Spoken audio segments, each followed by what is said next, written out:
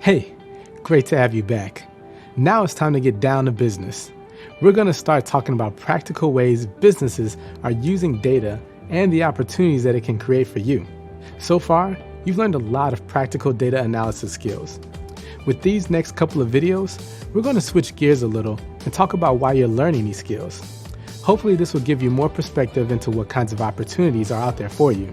Coming up, we're going to talk more about the kinds of roles data analysts play in different industries, the tasks that these roles require, and the importance of fairness and avoiding bias in analyzing data for business tasks. We'll also talk about opportunities you can tap into and how this program factors into your future success in the data analyst role. So with all that in mind, let's get started.